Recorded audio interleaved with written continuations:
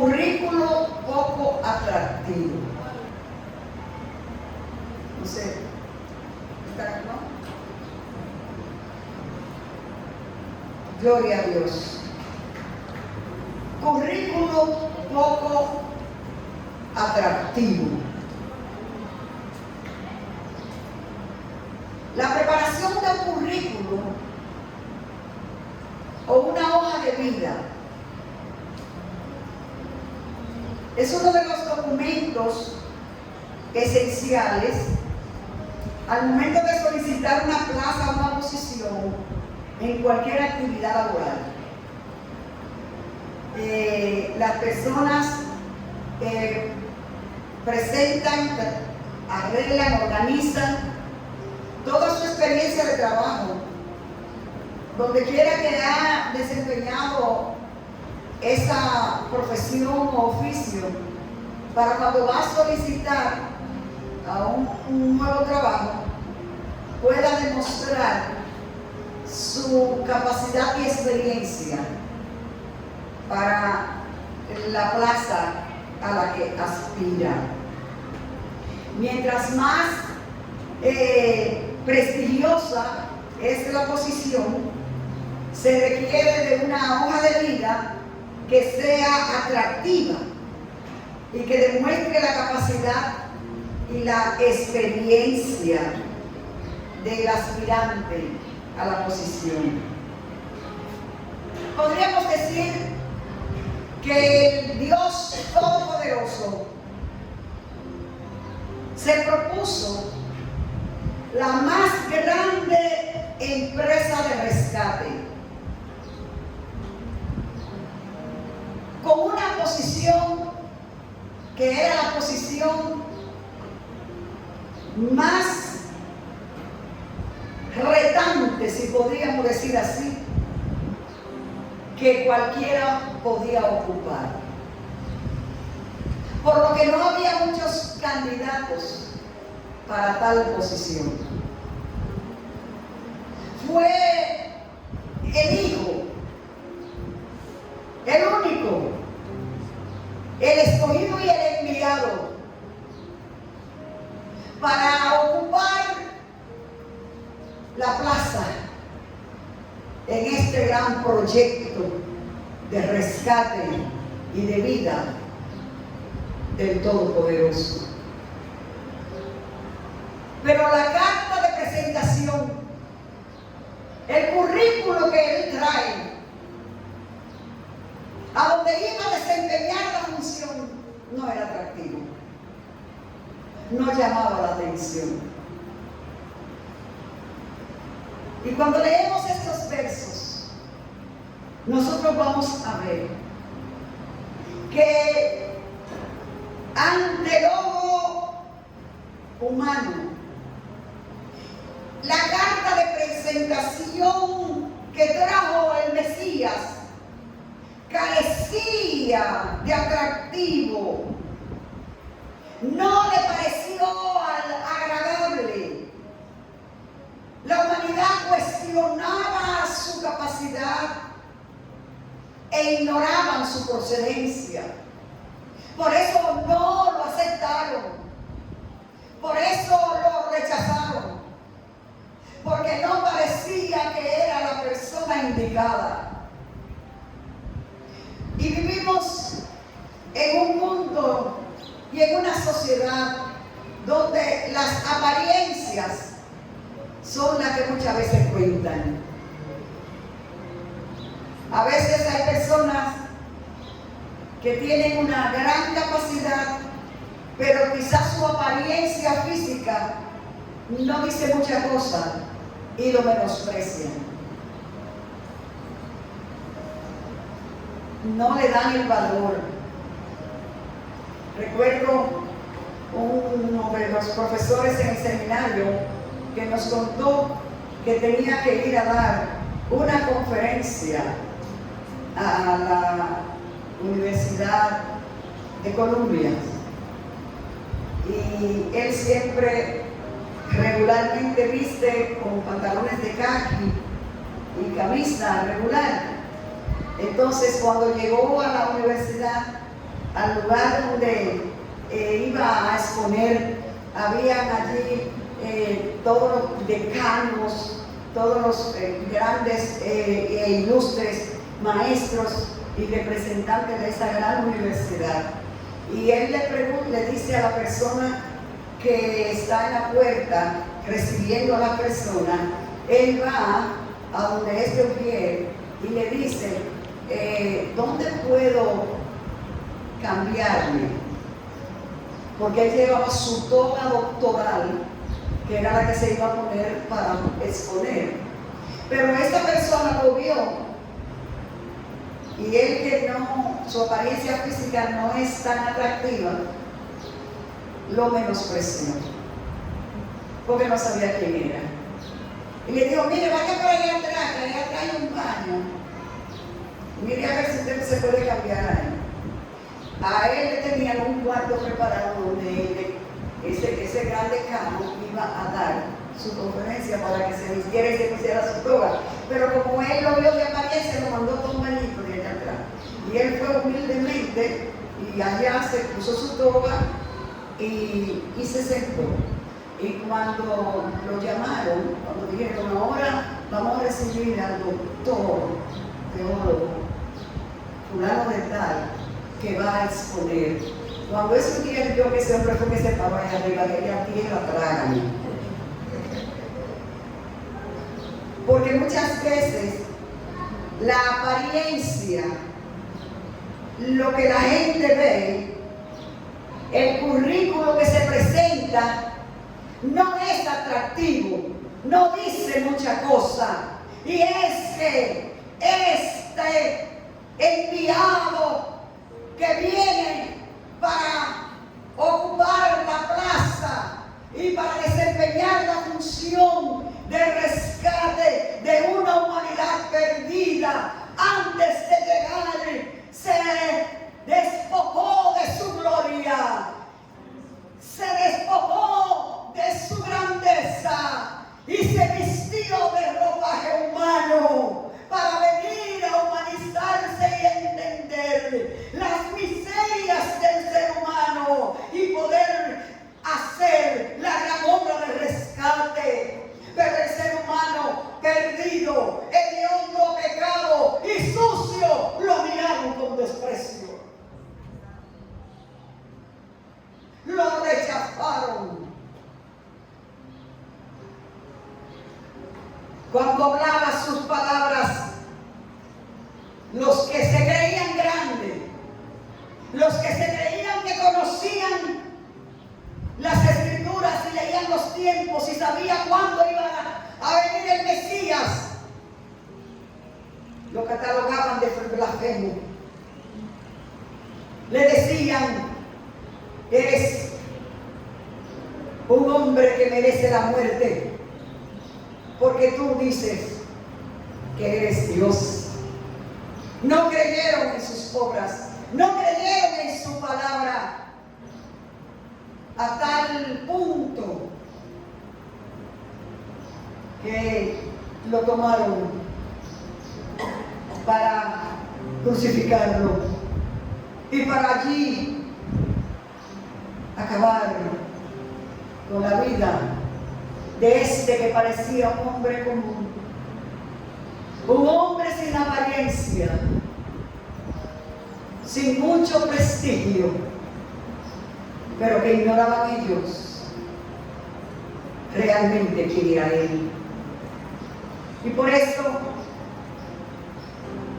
nosotros vemos que ellos no entendían que 740 años antes de su llegada, el Espíritu del Señor le revela al profeta Isaías que eso iba a pasar, que su currículo no iba a ser atractivo.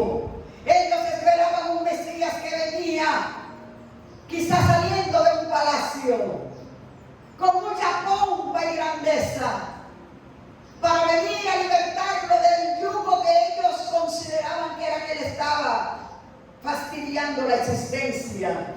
Era un yugo político, era un yugo de dominación de una nación extranjera que estaba allí dominándolos. Esa era la esclavitud que veían, esa era la liberación que esperaban, pero ellos no entendían que el Dios eterno, el Dios todopoderoso, había creado al ser humano con propósito, y que ese propósito había sido estropeado al entrar el pecado en el corazón del ser humano, y comenzó a corroer, a dañar, a corromper esa imagen de Dios puesta en el hombre. Pero Dios, que ama a este ser que ha creado, a esta humanidad, Él se propone por medio de su enviado hacer un rescate. El profeta Isaías ya había profetizado, y él dice: ¿quién ha creído a nuestro anuncio? ¿Y sobre quién se ha manifestado el brazo de Jehová? Porque Él subirá como renuevo. ¿Qué es un renuevo en una mata, en una planta? Un renuevo es un cogollo, ¿verdad? Como decimos nosotros. Y esa es una parte vulnerable de la planta. No es lo mismo que ya un tronco o una rama fuerte, ¿verdad que no? La rama fuerte se nota, aguanta, soporta. Pero el renuevo, usted le pasa por el lado y le hace así y lo corta. Vieron en su apariencia un renuevo, y lo vieron como raíz de tierra seca, una raíz retorcida, seca, con necesidad de encontrar agua y nutriente. Así vieron al Cristo de la gloria, el Mesías prometido. Él profetizó, Él viene. ¿Cómo viene? Sin parecer ninguno. No hay en Él parecer ni hermosura. Le veremos más sin atractivo para que lo deseemos. Sin atractivo, no vino con una apariencia de grandeza para que la gente al verlo dijera: ¡wow! Míralo ahí, ese es el Mesías, Él es el encargado, Él fue que Dios mandó. No. Él viene sin apariencia ninguna. Él viene humilde. Pero dice más Isaías: Él vino despreciado y desechado por los hombres. Desechado por aquellos que vino a rescatar. Por aquel que vino con el antídoto del veneno que había picado su vida. Lo echaron a un lado, lo menospreciaron, pero ellos no sabían que esto era ya consejo de Dios.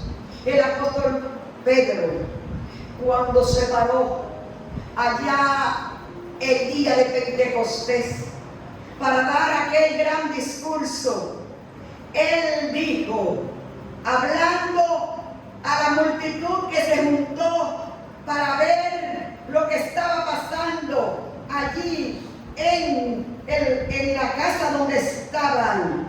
Él dice, el apóstol Pedro, en Hechos 2, capítulo 2, verso 23, dice: a este, hablando de él, a este que fue entregado, no porque los judíos lo vendieron, porque Judas lo traicionó, porque lo juzgaron con un juicio injusto, porque Caifás, el sacerdote, lo llevó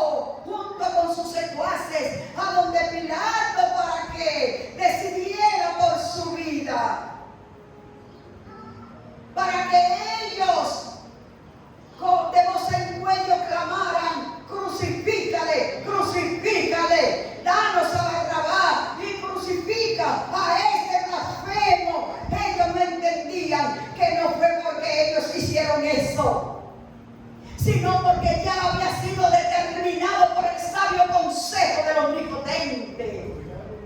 Porque Pilato le dijo: tú eres el Mesías, tú eres el Cristo. Mira, dime, no te quedes callado, responde, porque yo tengo potestad de soltarte o de condenarte. Y Jesús, me parece verlo, cuando ya golpeado, ya lo habían dado azotes, pero me parece verlo cuando irguió el pecho y se paró y le dijo: tú no tienes potestad en mí, porque yo tengo el poder de dar mi vida para volverla a tomar.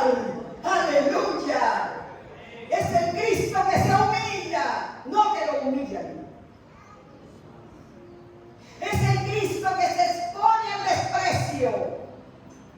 Es el Cristo que voluntariamente le dice al Padre: yo voy.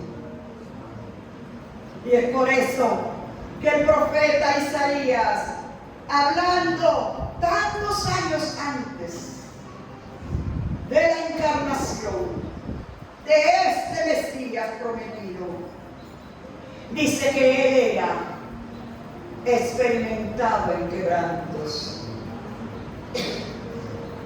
Experimentado en quebranto no es simplemente que un día tuvo un quebranto, es que pasó por la escuela del dolor muchas veces y ya estaba experimentado lo que es el sufrimiento. Entendió tu sufrimiento y el mío. Por eso el escritor a los Hebreos dice en el capítulo 4 que ahora nosotros tenemos un sumo sacerdote que es capaz de compadecerse de nosotros, porque él fue tentado en todo, igual que tú y que yo, pero sin pecado.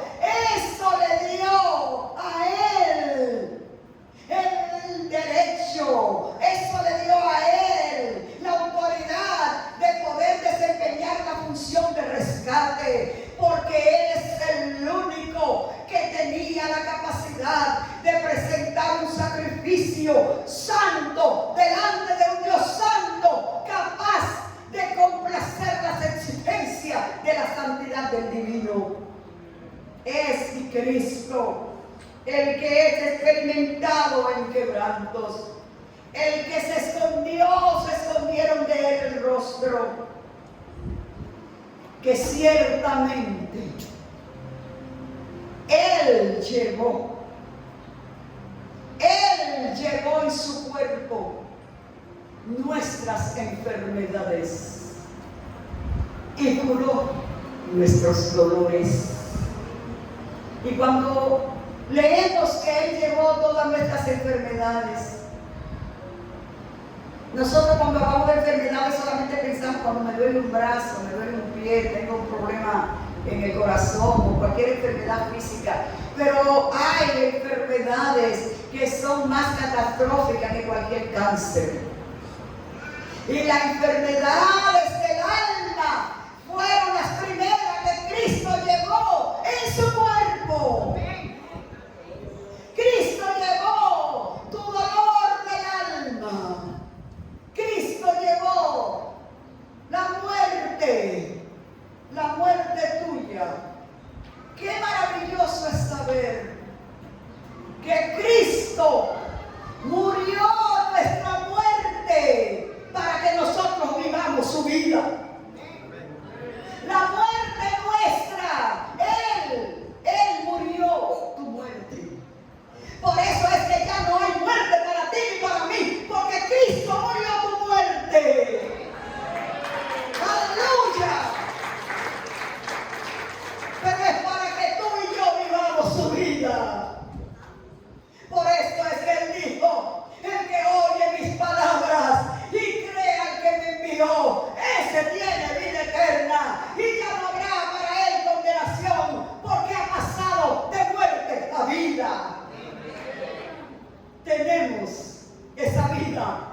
porque Él ciertamente, dice Isaías, 740 años antes, ciertamente llevó Él nuestras enfermedades y sufrió nuestros dolores.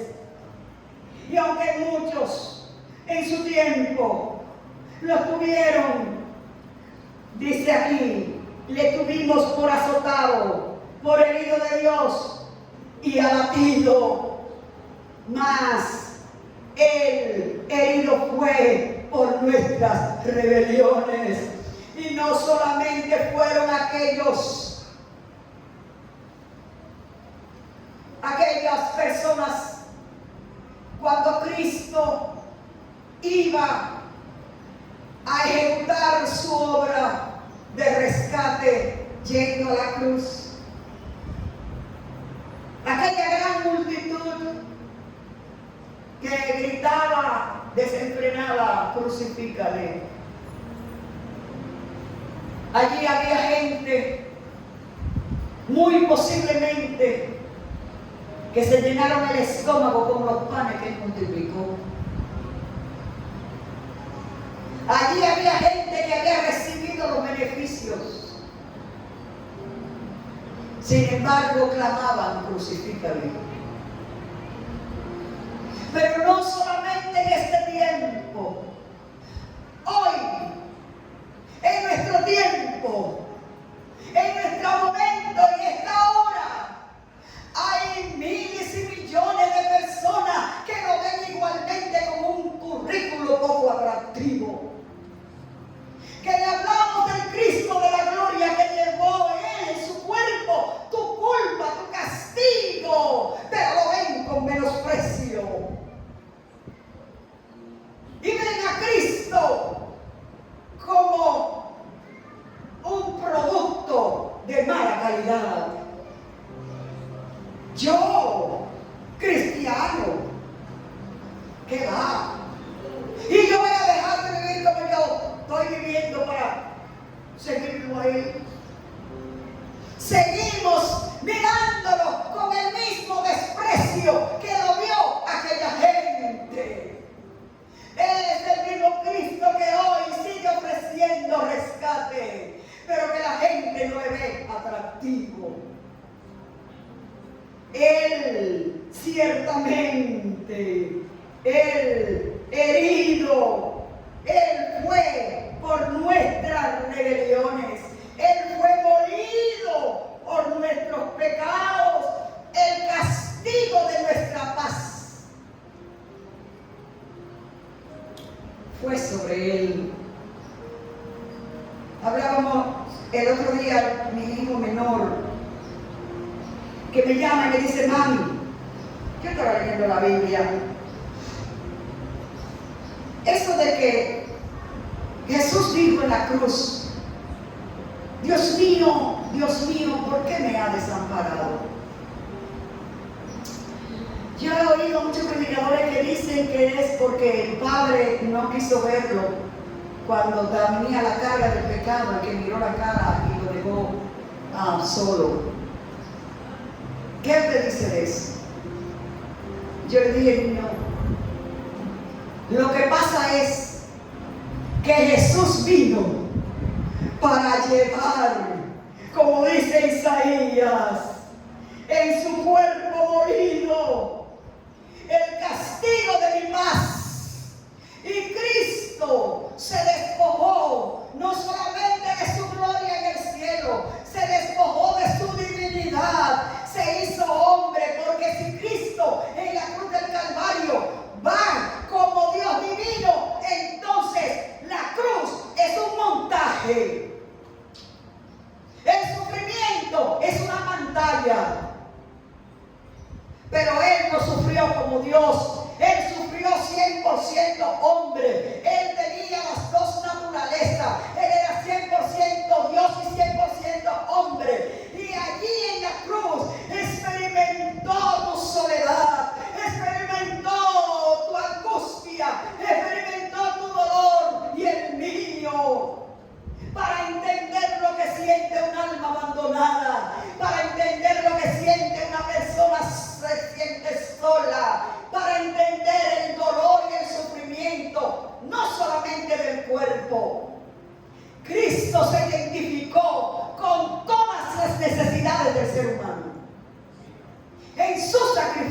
juicio. Él fue molido por nuestros pecados. Y hoy nosotros podemos tener paz porque Él sufrió nuestro castigo. Por eso el apóstol Pablo dice en el libro de los Romanos: porque tenemos paz por medio de la fe.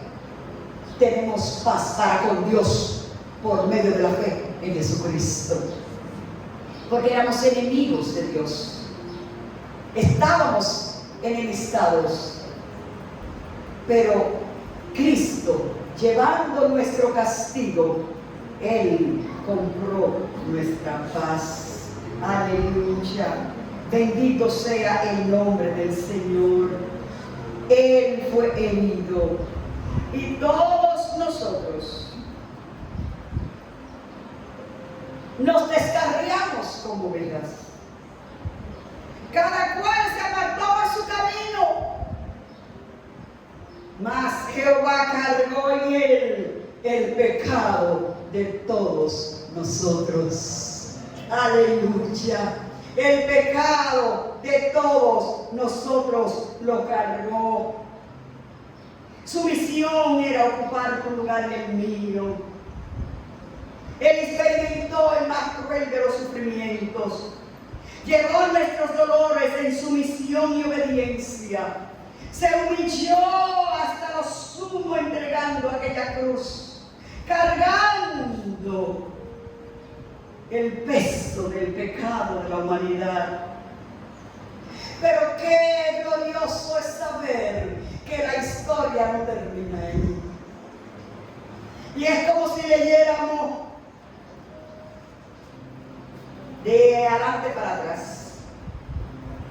Porque después que Él se presentó con una apariencia poco atractiva y consumó la obra del rescate de la humanidad, diciendo en aquella cruz, en aquella hora a las 3 de la tarde: consumada es la obra de redención, consumado es, completo, no le falta nada, todo se completó, el sacrificio ya está hecho. De tal manera que aún la naturaleza tuvo que reaccionar a ese momento. Hubo, dice la palabra en el registro bíblico, un terremoto, la tierra se oscureció, el velo del templo se rompió en dos, que era lo que impedía que la gente común pudiera entrar y ver la presencia del Dios Santo. Y dice Mateo que muchos que estaban muertos salieron de las tumbas y llegaron a la casa después de tiempo de muertos, porque aún la naturaleza y la muerte tuvo que reaccionar a este hecho perfecto de redención de tu vida y de la mía. Aleluya. Pero después de hacer eso, el profeta Isaías, en el capítulo 52, el verso 13 en adelante, mira lo que dice: he aquí que mi siervo será prosperado, será engrandecido y exaltado, y será puesto muy en alto. Aleluya. Y el apóstol Pedro dice que como Dios lo humilló hasta lo sumo, así ha sido exaltado con la más alta exaltación, y se le dio un nombre que es sobre todo nombre que se nombra en el cielo, en la tierra y debajo de la tierra, y que toda rodilla se ha de doblar y que toda lengua de confesar que Cristo es el Señor, para gloria del Dios Padre. ¡Aleluya! ¡Oh, gloria al nombre de nuestro Dios! Y un día vendrá, ya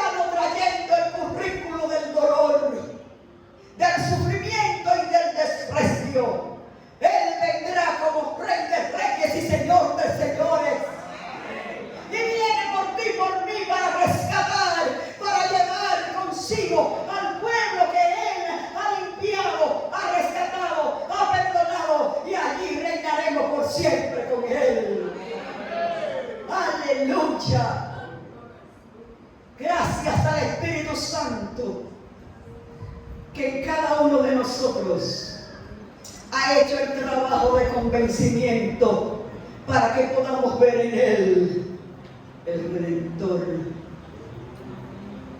para que no lo despreciemos, para que no lo tengamos en poco. Mire, hermano, el orgullo más grande que usted pueda tener, hablando de orgullo en el sentido positivo, la satisfacción más grande y el orgullo más grande que usted pueda tener es decir que usted es cristiano. Donde quiera que usted vaya, mire, no hay posición, no hay lugar, no hay personalidades que sean dignas y merecedoras de que usted se avergüence de decir que usted es cristiano, que usted le sirve al Cristo de la gloria. El otro día vi la noticia del secretario de Estado de Estados Unidos, Marco Rubio, que dijo en una entrevista: yo no me avergüenzo de mi fe, yo pertenezco a Cristo. Yo digo, gloria a Dios, gloria a Dios, porque hay personas que venden. Judas nada más no fue que dio 30 monedas. Hay muchísimos juditas por ahí que por cualquier cosita niegan al Señor. Pero que el Señor nos ayude, mis amados, a que nosotros podamos poner en alto, aunque te desprecien. Jesucristo dijo: bienaventurado aquel que por mi nombre es perseguido y maltratado. Y el apóstol Pablo dice: si sufrimos con Él, también reinaremos con Él. Aleluya. Así que si te desprecian por tu fe, a Él lo despreciaron primero. Y así como Él fue exaltado, un día tú también serás exaltado. Porque dijo el mismo Cristo: cualquiera que se avergüence delante de los hombres de mí, yo me avergonzaré de él, pero no delante de cualquier hombre, cualquier cosa, cualquier disparate de vida, de gente humana. No. Yo me avergonzaré de él delante de mi Padre y de los santos ángeles. Pero cualquiera que me confiese delante de los hombres, ese yo lo proclamaré delante de mi Padre y delante de los santos ángeles, y le diré: venid, bendito de mi Padre, aleluya, a la mansión preparada por ti, porque me creíste cuando no tenía apariencia, me recibiste y no me rechazaste. Entra al gozo de tu Señor. Alabado sea el nombre del Señor. El Señor nos ayude, mis hermanos, a como iglesia entender que este Cristo para mucha gente no es atractivo. Y el apóstol Pedro dice que la piedra que desecharon los edificadores, que la vieron y dijeron: esa no sirve para nada, esa piedra no es, desechen esa, busquen otra. La piedra que desecharon los edificadores ha venido a ser la cabeza del ángulo. Aleluya. A él lo despreciaron, siendo el más grande de los tesoros. Vamos puestos de pie y demos gracias al Señor. Dele gracias al Señor. Aleluya. No tenemos que esforzarnos para hacer a Cristo atractivo para la gente. A veces la iglesia se ocupa y se afana mucho por hacer que sea la iglesia el oculto atractivo para que la gente venga. Y a veces la iglesia se convierte casi en un teatro, en un lugar de hacer eventos y haciendo cada día algo nuevo para que la gente se sienta atraído. No. Predique al Cristo que salva, que perdona y que rescata. No el Cristo que te viene a entretener. Por eso la palabra se da como palabra. No tenemos que poner liviano el evangelio para que la gente se sienta atractivo y venga. Hay que hablarle de tu condición de perdido y que en Cristo es la única manera donde puedes encontrar la salvación. Aleluya. Oh, gloria a Dios. Que la gente venga a Cristo por su necesidad espiritual, no porque se lo vendamos como con mucho brillo y bling. No, Él no viene atractivo. Él no viene atractivo, pero sí necesario. Aleluya. Oh, gloria a Dios. Padre, gracias. Oh, Espíritu Santo, gracias por revelarnos el tesoro de la salvación en Cristo. Oh, gracias, porque para el mundo eres despreciable, oh Cristo, pero para nosotros eres precioso. Aleluya. Eres precioso. Eres sublime. Oh, gracias.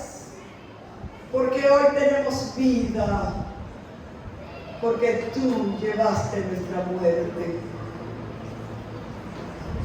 Oh Señor, ayúdanos a proclamar tu verdad, a proclamar tu evangelio, Señor, de tal manera que las vidas que no saben de ti puedan conocerte.